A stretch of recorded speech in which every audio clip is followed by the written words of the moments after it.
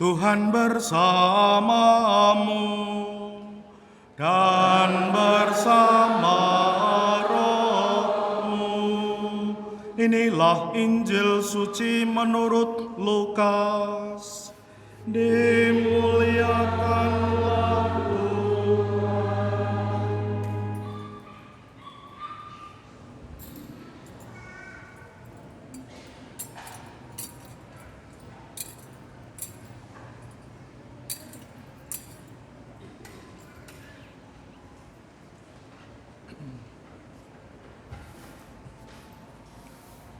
Beberapa waktu sesudah kedatangan malaikat Gabriel, bergegaslah Maria ke pegunungan menuju sebuah kota di wilayah Yehuda.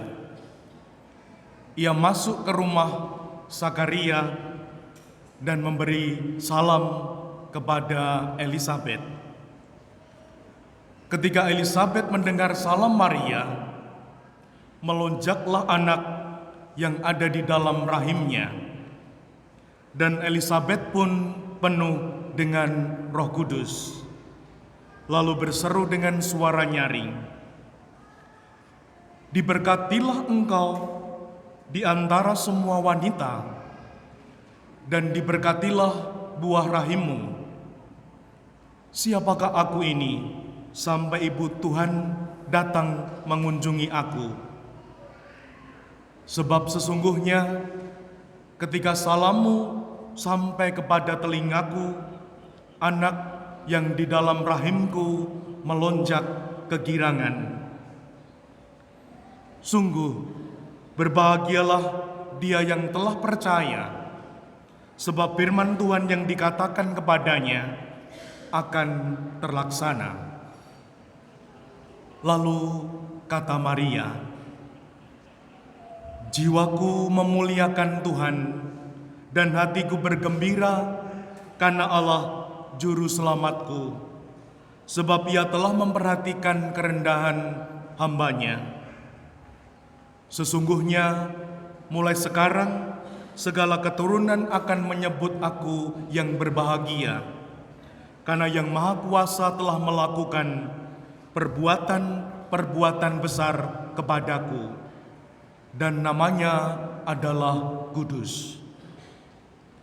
Rahmat-Nya turun-temurun atas orang yang takut akan Dia. Ia memperlihatkan kuasa-Nya dengan perbuatan tangan-Nya, dan mencerai-beraikan orang-orang yang congkak hatinya. Ia menurunkan orang-orang yang berkuasa dari tahtanya, dan meninggikan orang-orang yang rendah. Ia melimpahkan segala yang baik kepada orang yang lapar, dan menyuruh orang yang kaya pergi dengan tangan hampa. Ia menolong Israel hamba-Nya, karena Ia mengingat rahmat-Nya, seperti yang dijanjikannya kepada nenek moyang kita, kepada Abraham dan keturunannya untuk selama-lamanya." Kira-kira 3 bulan lamanya, Maria tinggal bersama Elisabet, lalu pulang ke rumahnya.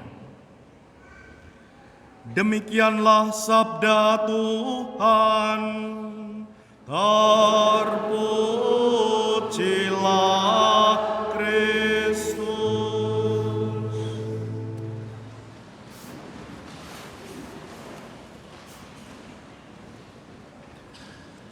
Ibu, bapak, saudari, saudaraku yang terkasih, menyambut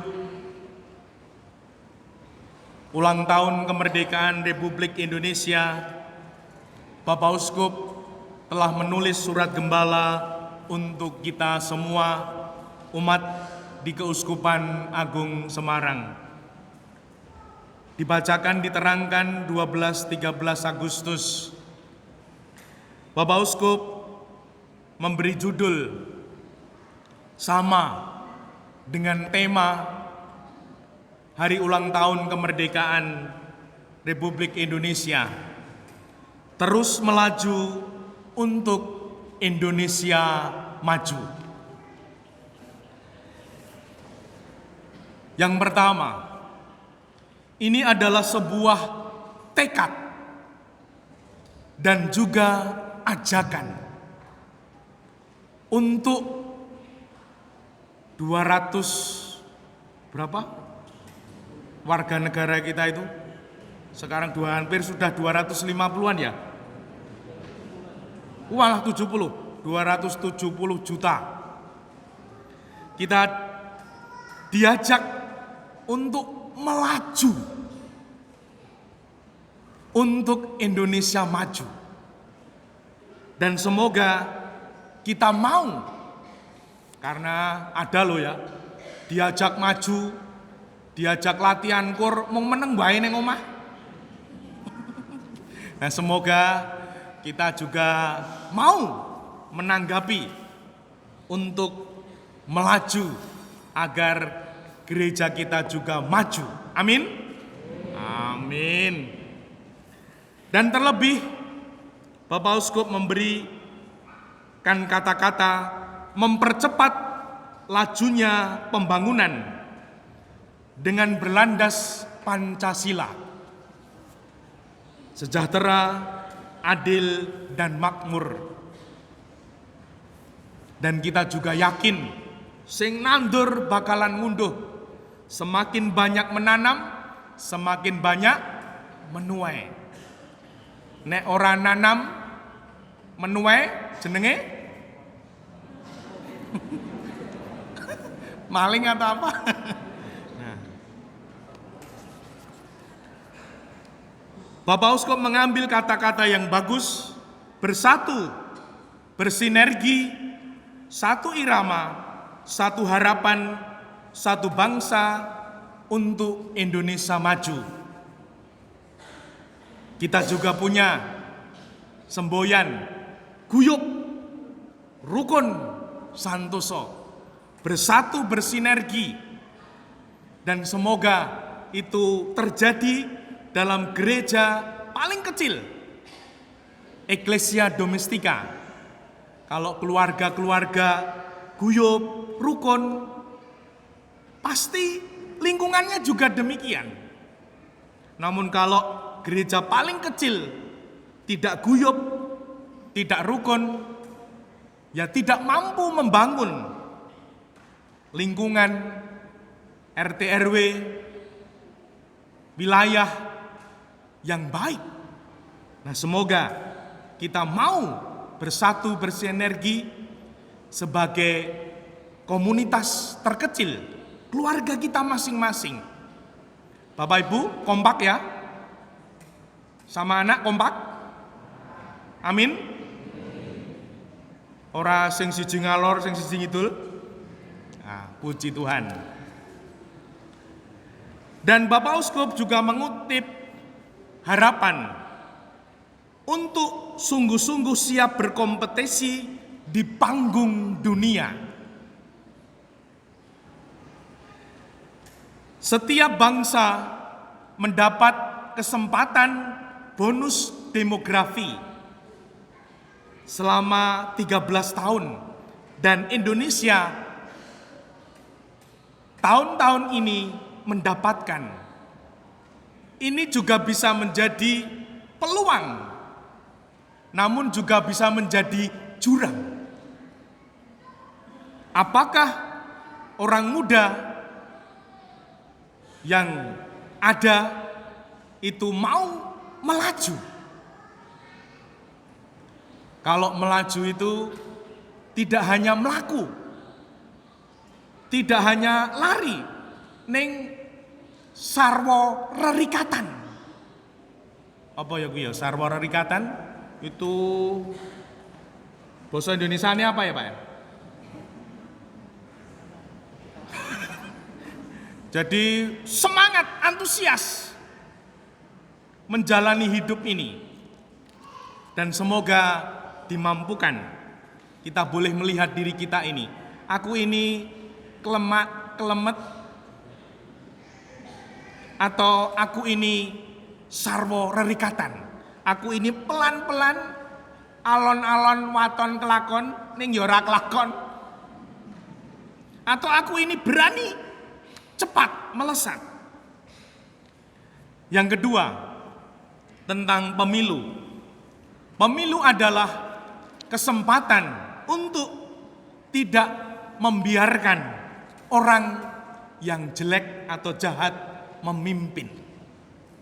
Maka kita memilih yang terbaik dari yang mungkin tidak sempurna, tidak ada yang sempurna. Namun memilih yang jeleknya, kurangnya sedikit, dan terlebih untuk kemajuan bangsa ini. Sehingga upaya untuk mewujudkan hak pilih semoga tidak ada yang golput, namun sungguh memberikan haknya memilih pemimpin negara ini. Karena sungguh pemimpin itu juga menentukan arah bangsa kita ini. Lalu yang kedua, mungkin di antara saudari-saudara ada yang menjadi penyelenggara pemilu. Kalau ada, puji Tuhan, Bapak Uskup memberikan kata-kata luber jurdil, langsung, umum, bebas, rahasia, jujur, dan adil. Nah, semoga kita mampu untuk mewujudkan kejujuran dan keadilan itu. Yang ketiga, di hari raya Bunda Maria diangkat ke surga ini, kita semua mencoba mengimani. Dari Galatia 4 ayat 4, di sana disampaikan bahwa Allah sungguh memberikan hak istimewa kepada Bunda Maria karena dipilih sebagai perantara kelahiran Putra Allah. Maka untuk melahirkan Yesus Kristus, Bunda Maria disucikan, dikandung tanpa noda. Maka diyakini dan gereja juga meyakini, maka saat wafatnya Tuhan tidak membiarkan tubuh Bunda Maria terurai menjadi debu. Terurai menjadi debu itu adalah konsekuensi manusia yang berdosa, yaitu kita-kita ini. Kalau nanti mati, semua menjadi debu. Namun Bunda Maria tidak terurai. Dia mendapat hak istimewa. Dan terlebih, mengapa Bunda Maria diangkat ke surga? Yaitu dogma tentang Bunda Maria yang disampaikan oleh Paus Pius ke-12 waktu itu, di mana Bunda Maria Bunda Allah. Setelah menyelesaikan tugasnya di dunia ini, tubuh dan jiwanya diangkat ke surga. Dan melalui bacaan Injil yang baru saja kita dengarkan, dan nanti Kora akan menyanyikan Kidung Maria atau juga sering disebut Magnificat, jiwaku memuliakan Tuhan, di mana kita dibimbing Tuhan melalui Bunda Maria untuk tak henti-hentinya memuliakan Allah yang telah berkenan memperhatikan kerendahan hamba-Nya. Kita bersyukur sebagai bangsa ini bisa lepas dari pandemi COVID. Bahkan banyak negara yang tidak mampu. dari segi kesehatan, dan terlebih juga ekonomi. Maka sekarang saatnya kita untuk membangun negeri, mulai dari pribadi kita masing-masing. Ibu bapak, saudari-saudaraku yang terkasih, mungkin ibu bapak ada yang tahu, ada yang sudah membaca, yaitu lambang atau logo hari ulang tahun kemerdekaan ke-78 ini ternyata dibuat, dirancang oleh orang Katolik. Namanya adalah Katarina Monica. Waktu itu ketika ditawari untuk ikut lomba merancang ini, dia mengatakan ragu, namun kemudian mendukung. Ini semua terlebih dengan semangat dari orang tua. Kalau kalah ya tidak apa-apa, namun kamu harus maju. Dan ternyata logo hari ulang tahun kemerdekaan itu dibuat orang Katolik. Maka kita juga ingin supaya kita percaya diri untuk hadir sebagai gereja, di mana sebagai gereja memang harus melayani. Namun kita harus mencoba berupaya apa? Berkarya. Supaya apa? Supaya ada buah karya. Sehingga akan menjadi sejarah yang indah. Gereja Maria Bunda Allah yang berziarah ini. Dan kita berupaya itu kecil-kecil, tidak harus yang besar-besar.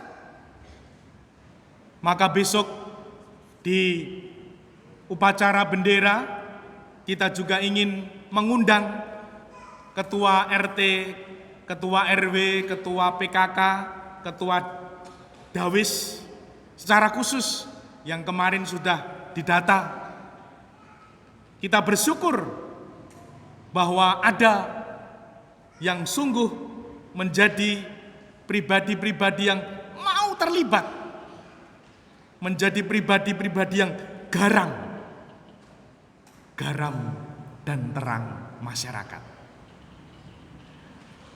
Bahkan kita juga bersuka cita minggu besok ini ternyata kita sebagai gereja boleh bersuka cita tidak hanya lomba antar lingkungan. Lomba antar lingkungan itu jam 2. PIA MBA juga mau mengadakan. Ini jam 3 sore. Wah, luar biasa. Dan juga PER remaja jam berapa? Setengah 11 atau jam 11? Atau kualik? PIA jam berapa, Mbak? Jam 3 sore, bener ya tadinya ya. Nah, PIA jam 3 sore, remaja jam setengah 11, jam 11 pagi besok. Lalu antar lingkungan jam 2. Wah, mantap. Kemarin Paskibraka MBA juga sudah latihan upacara. Wah, lalu saya upload di media sosial. Lalu Romo Vikep menganjurkan seluruh paroki Kevikepan Semarang dianjurkan mengadakan upacara bendera. Seluruh paroki.